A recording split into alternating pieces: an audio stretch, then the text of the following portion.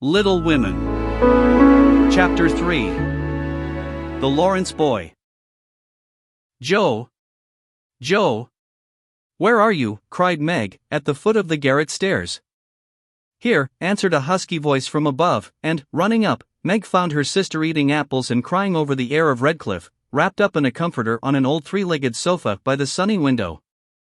This was Joe's favorite refuge, and here she loved to retire with half a dozen russets and a nice book, to enjoy the quiet and the society of a pet rat who lived nearby, and didn't mind her a particle. As Meg appeared, Scrabble whisked into his hole. Joe shook the tears off her cheeks, and waited to hear the news. Such fun! Only see! A regular note of invitation from Mrs. Gardiner for tomorrow night, cried Meg, waving the precious paper, and then proceeding to read it, with girlish delight. Mrs. Gardiner would be happy to see Miss March and Miss Josephine at a little dance on New Year's Eve. Marmee is willing we should go. Now what shall we wear? What's the use of asking that, when you know we shall wear our poplins, because we haven't got anything else, answered Joe, with her mouth full. If I only had a silk, sighed Meg.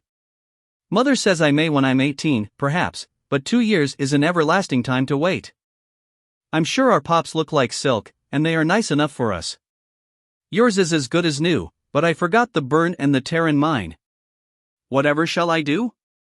The burn shows badly, and I can't take any out. You must sit still all you can, and keep your back out of sight. The front is all right. I shall have a new ribbon for my hair, and Marmee will lend me her little pearl pin, and my new slippers are lovely, and my gloves will do, though they aren't as nice as I'd like. Mine are spoilt with lemonade, and I can't get any new ones, so I shall have to go without, said Joe, who never troubled herself much about dress. You must have gloves, or I won't go, cried Meg decidedly. Gloves are more important than anything else, you can't dance without them, and if you don't I should be so mortified. Then I'll stay still. I don't care much for company dancing, it's no fun to go sailing round, I like to fly about and cut capers. You can't ask Mother for new ones, they are so expensive, and you were so careless. She said, when you spoilt the others, that she shouldn't get you any more this winter. Can't you make them do? Asked Meg anxiously. I can hold them crumpled up in my hand, so no one will know how stained they are, that's all I can do. No. I'll tell you how we can manage. Each wear one good one and carry a bad one, don't you see? Your hands are bigger than mine, and you will stretch my glove dreadfully, began Meg, whose gloves were a tender point with her. Then I'll go without. I don't care what people say, cried Joe, taking up her book. You may have it, you may. Only don't stain it, and do behave nicely. Don't put your hands behind you, or stare, or say Christopher Columbus, will you? Don't worry about me, I'll be as prim as I can, and not get into any scrapes, if I can help it. Now go and answer your note, and let me finish this splendid story. So Meg went away to accept with thanks, look over her dress, and sing blithely as she did up her one real lace frill, while Joe finished her story, her 4 apples, and had a game of romps with Scrabble. On New Year's Eve the parlor was deserted, for the 2 younger girls played dressing maids, and the 2 elder were absorbed in the all-important business of getting ready for the party. Simple as the toilets were, there was a great deal of running up and down, laughing and talking, and at one time a strong smell of burnt hair pervaded the house. Meg wanted a few curls about her face, and Joe undertook to pinch the papered locks with a pair of hot tongs. Joe undertook to pinch the papered locks. Ought they to smoke like that? Asked Beth, from her perch on the bed. It's the dampness drying, replied Joe. What a queer smell. It's like burnt feathers, observed Amy, smoothing her own pretty curls with a superior air. There, now I'll take off the papers and you'll see a cloud of little ringlets, said Joe, putting down the tongs. She did take off the papers, but no cloud of ringlets appeared, for the hair came with the papers, and the horrified hairdresser laid a row of little scorched bundles on the bureau before her victim. Oh, oh, oh. What have you done? I'm spoilt. I can't go. My hair, oh, my hair, wailed Meg, looking with despair at the uneven frizzle on her forehead. Just my luck. You shouldn't have asked me to do it, I always spoil everything. I'm so sorry, but the tongs were too hot, and so I've made a mess, groaned poor Joe, regarding the black pancakes with tears of regret. It isn't spoilt, just frizzle it, and tie your ribbon so the ends come on your forehead a bit, and it will look like the last fashion." "I've seen many girls do it so," said Amy consolingly. "Serves me right for trying to be fine." "I wish I'd let my hair alone," cried Meg petulantly. "So do I, it was so smooth and pretty." "But it will soon grow out again," said Beth, coming to kiss and comfort the shorn sheep. After various lesser mishaps, Meg was finished at last, and by the united exertions of the family Joe's hair was got up and her dress on. They looked very well in their simple suits, Meg in silvery drab, with a blue velvet snood, lace frills, and the pearl pin, Joe in maroon, with a stiff, gentlemanly linen collar, and a white chrysanthemum or two for her only ornament. Each put on one nice light glove, and carried one soiled one, and all pronounced the effect quite easy and fine. Meg's high-heeled slippers were very tight, and hurt her, though she would not own it, and Joe's 19 hairpins all seemed stuck straight into her head, which was not exactly comfortable, but, dear me, let us be elegant or die. "Have a good time, dearies," said Mrs. March, as the sisters went daintily down the walk. "Don't eat much supper, and come away at 11, when I send Hannah for you." As the gate clashed behind them, a voice cried from a window, "Girls, girls! Have you both got nice pocket handkerchiefs?" Yes, spandy nice, and Meg has cologne on hers," cried Joe, adding, with a laugh, as they went on, "I do believe Marmee would ask that if we were all running away from an earthquake." "It is one of her aristocratic tastes, and quite proper, for a real lady is always known by neat boots, gloves, and handkerchief," replied Meg, who had a good many little aristocratic tastes of her own. "Now don't forget to keep the bad breath out of sight, Joe. Is my sash right?" "And does my hair look very bad?" said Meg, as she turned from the glass in Mrs. Gardiner's dressing room, after a prolonged prink. "I know I shall forget. If you see me doing anything wrong, just remind me by a wink, will you?" returned Joe, giving her collar a twitch and her head a hasty brush. "No, winking isn't ladylike. I'll lift my eyebrows if anything is wrong, and nod if you are all right. Now hold your shoulders straight, and take short steps, and don't shake hands if you are introduced to anyone, it isn't the thing. How do you learn all the proper ways? I never can. Isn't that music gay?" Mrs. Gardiner greeted them. Down they went, feeling a trifle timid, for they seldom went to parties, and, informal as this little gathering was, it was an event to them. Mrs. Gardiner, a stately old lady, greeted them kindly, and handed them over to the eldest of her 6 daughters. Meg knew Sally, and was at her ease very soon, but Joe, who didn't care much for girls or girlish gossip, stood about, with her back carefully against the wall, and felt as much out of place as a colt in a flower garden. Half a dozen jovial lads were talking about skates in another part of the room, and she longed to go and join them, for skating was one of the joys of her life. She telegraphed her wish to Meg, but the eyebrows went up so alarmingly that she dared not stir. No one came to talk to her, and one by one the group near her dwindled away, till she was left alone. She could not roam about and amuse herself, for the burnt breath would show, so she stared at people rather forlornly till the dancing began. Meg was asked at once, and the tight slippers tripped about so briskly that none would have guessed the pain their wearers suffered smilingly. Joe saw a big red-headed youth approaching her corner, and fearing he meant to engage her, she slipped into a curtained recess, intending to peep and enjoy herself in peace. Unfortunately, another bashful person had chosen the same refuge, for, as the curtain fell behind her, she found herself face to face with the Laurence boy. Face to face with the Laurence boy. "Dear me, I didn't know anyone was here," stammered Joe, preparing to back out as speedily as she had bounced in. But the boy laughed, and said pleasantly, though he looked a little startled, "Don't mind me, stay, if you like." "Shan't I disturb you?" "Not a bit, I only came here because I don't know many people, and felt rather strange at first, you know." "So did I. Don't go away, please, unless you'd rather." The boy sat down again and looked at his pumps, till Joe said, trying to be polite and easy, "I think I've had the pleasure of seeing you before. You live near us, don't you?" "Next door," and he looked up and laughed outright, for Joe's prim manner was rather funny when he remembered how they had chatted about cricket when he brought the cat home. That put Joe at her ease, and she laughed too, as she said, in her heartiest way, "We did have such a good time over your nice Christmas present. Grandpa sent it. But you put it into his head, didn't you, now?" How is your cat, Miss March? Asked the boy, trying to look sober, while his black eyes shone with fun. Nicely, thank you, Mr. Laurence, but I am not Miss March, I'm only Joe, returned the young lady. I'm not Mr. Laurence, I'm only Laurie. Laurie Laurence, what an odd name.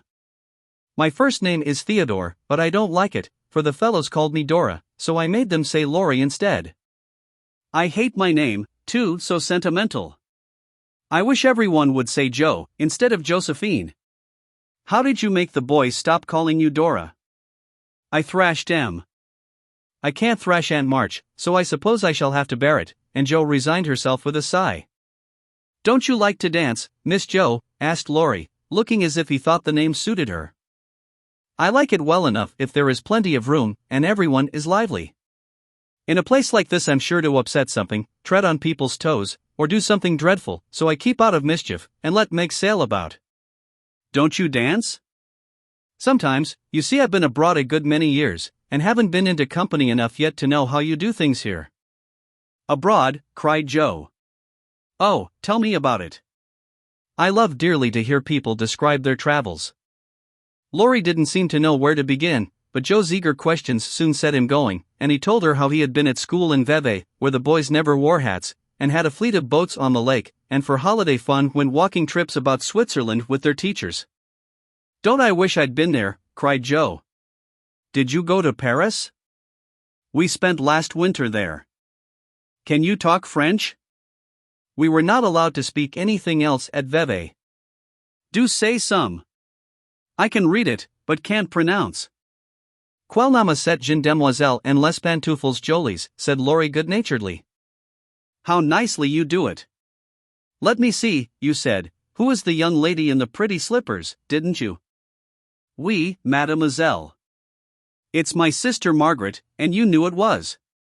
Do you think she is pretty? Yes, she makes me think of the German girls, she looks so fresh and quiet, and dances like a lady. Joe quite glowed with pleasure at this boyish praise of her sister, and stored it up to repeat to Meg. Both peeped and criticized and chatted, till they felt like old acquaintances. Laurie's bashfulness soon wore off, for Joe's gentlemanly demeanor amused and set him at his ease, and Joe was her merry self again, because her dress was forgotten, and nobody lifted their eyebrows at her. She liked the Laurence boy better than ever, and took several good looks at him, so that she might describe him to the girls, for they had no brothers, very few male cousins, and boys were almost unknown creatures to them. Curly black hair, brown skin, big, black eyes, handsome nose, fine teeth, small hands and feet, taller than I am, very polite, for a boy, and altogether jolly. Wonder how old he is? It was on the tip of Joe's tongue to ask, but she checked herself in time, and, with unusual tact, tried to find out in a roundabout way. I suppose you are going to college soon? I see you pegging away at your books, no, I mean studying hard, and Joe blushed at the dreadful pegging which had escaped her. Laurie smiled, but didn't seem shocked, and answered, with a shrug. Not for a year or two, I won't go before 17, anyway. Aren't you but 15? Asked Joe, looking at the tall lad, whom she had imagined 17 already. 16, next month. How I wish I was going to college. You don't look as if you liked it.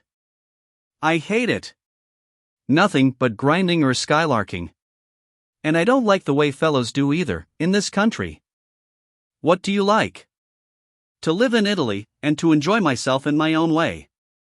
Joe wanted very much to ask what his own way was, but his black brows looked rather threatening as he knit them, so she changed the subject by saying, as her foot kept time, that's a splendid polka. Why don't you go and try it? If you will come too, he answered, with a gallant little bow. I can't, for I told Meg I wouldn't, because there Joe stopped, and looked undecided whether to tell or to laugh. Because what? Asked Laurie curiously. You won't tell? Never. Well, I have a bad trick of standing before the fire, and so I burn my frocks, and I scorched this one, and, though it's nicely mended, it shows, and Meg told me to keep still, so no one would see it. You may laugh, if you want to, it is funny, I know. But Laurie didn't laugh, he only looked down a minute, and the expression of his face puzzled Joe, when he said very gently. Never mind that, I'll tell you how we can manage, there's a long hall out there, and we can dance grandly, and no one will see us. Please come? Jo thanked him, and gladly went, wishing she had 2 neat gloves, when she saw the nice, pearl-colored ones her partner wore. The hall was empty, and they had a grand polka, for Laurie danced well, and taught her the German step, which delighted Jo, being full of swing and spring. When the music stopped, they sat down on the stairs to get their breath, and Laurie was in the midst of an account of a students' festival at Heidelberg, when Meg appeared in search of her sister. She beckoned, and Jo reluctantly followed her into a side room, where she found her on a sofa, holding her foot and looking pale. They sat down on the stairs. "I've sprained my ankle. That stupid high heel turned, and gave me a sad wrench. It aches so, I can hardly stand, and I don't know how I'm ever going to get home," she said, rocking to and fro in pain. "I knew you'd hurt your feet with those silly shoes. I'm sorry. But I don't see what you can do, except get a carriage, or stay here all night," answered Jo, softly rubbing the poor ankle as she spoke. "I can't have a carriage, without its costing ever so much. I dare say I can't get one at all, for most people come in their own, and it's a long way to the stable, and no one to send. I'll go." "No, indeed. It's past 9, and dark as Egypt. I can't stop here, for the house is full. Sally has some girls staying with her. I'll rest till Hannah comes, and then do the best I can." "I'll ask Laurie, he will go," said Jo, looking relieved as the idea occurred to her. "Mercy, no. Don't ask or tell anyone. Get me my rubbers, and put these slippers with our things. I can't dance anymore, but as soon as supper is over, watch for Hannah, and tell me the minute she comes. They are going out to supper now. I'll stay with you, I'd rather." "No, dear, run alone, and bring me some coffee. I'm so tired, I can't stir." So Meg reclined, with rubbers well hidden, and Jo went blundering away to the dining room, which she found after going into a china closet, and opening the door of a room where old Mr. Gardiner was taking a little private refreshment. Making a dart at the table, she secured the coffee, which she immediately spilt, thereby making the front of her dress as bad as the back. "Oh, dear, what a blunderbuss I am," exclaimed Jo, finishing Meg's glove by scrubbing her gown with it. "Can I help you?" said a friendly voice, and there was Laurie, with a full cup in one hand and a plate of ice in the other. "I was trying to get something for Meg, who is very tired, and someone shook me, and here I am in a nice state," answered Jo, glancing dismally from the stained skirt to the coffee-colored glove. "Too bad. I was looking for someone to give this to. May I take it to your sister?" "Oh, thank you. I'll show you where she is. I don't offer to take it myself, for I should only get into another scrape if I did." Jo led the way, and, as if used to waiting on ladies, Laurie drew up a little table, brought a second installment of coffee and ice for Jo, and was so obliging that even particular Meg pronounced him a nice boy. They had a merry time over the bonbons and mottos, and were in the midst of a quiet game of buzz, with 2 or 3 other young people who had strayed in, when Hannah appeared. Meg forgot her foot, and rose so quickly that she was forced to catch hold of Jo, with an exclamation of pain. "Hush! Don't say anything," she whispered, adding aloud, "It's nothing. I turned my foot a little, that's all," and limped upstairs to put her things on. Hannah scolded, Meg cried, and Jo was at her wits' end, till she decided to take things into her own hands. Slipping out, she ran down, and, finding a servant, asked if he could get her a carriage. It happened to be a hired waiter who knew nothing about the neighborhood, and Jo was looking round for help, when Laurie, who had heard what she said, came up, and offered his grandfather's carriage, which had just come for him, he said. "It's so early." "You can't mean to go yet," began Jo, looking relieved, but hesitating to accept the offer. "I always go early, I do, truly. Please let me take you home? It's all on my way, you know, and it rains, they say." That settled it, and, telling him of Meg's mishap, Jo gratefully accepted, and rushed up to bring down the rest of the party. Hannah hated rain as much as a cat does, so she made no trouble, and they rolled away in the luxurious close carriage, feeling very festive and elegant. Laurie went on the box, so Meg could keep her foot up, and the girls talked over their party in freedom. "I had a capital time." "Did you?" asked Jo, rumpling up her hair, and making herself comfortable. "Yes, till I hurt myself. Sally's friend, Annie Moffat, took a fancy to me, and asked me to come and spend a week with her, when Sally does. She is going in the spring, when the opera comes, and it will be perfectly splendid if Mother only lets me go," answered Meg, cheering up at the thought. "I saw you dancing with the red-headed man I ran away from. Was he nice?" "Oh, very. His hair is auburn, not red, and he was very polite, and I had a delicious redowa with him. He looked like a grasshopper in a fit when he did the new step." Laurie and I couldn't help laughing. "Did you hear us?" "No, but it was very rude." "What were you about all that time, hidden away there?" Jo told her adventures, and, by the time she had finished, they were at home. With many thanks, they said good night, and crept in, hoping to disturb no one, but the instant their door creaked, 2 little nightcaps bobbed up, and 2 sleepy but eager voices cried out, "Tell about the party! Tell about the party!" With what Meg called a great want of manners, Jo had saved some bonbons for the little girls, and they soon subsided, after hearing the most thrilling events of the evening. "I declare, it really seems like being a fine young lady, to come home from the party in a carriage, and sit in my dressing gown, with a maid to wait on me," said Meg, as Jo bound up her foot with arnica, and brushed her hair. "I don't believe fine young ladies enjoy themselves a bit more than we do, in spite of our burnt hair, old gowns, 1 glove apiece, and tight slippers that sprain our ankles when we are silly enough to wear them." And I think Jo was quite right.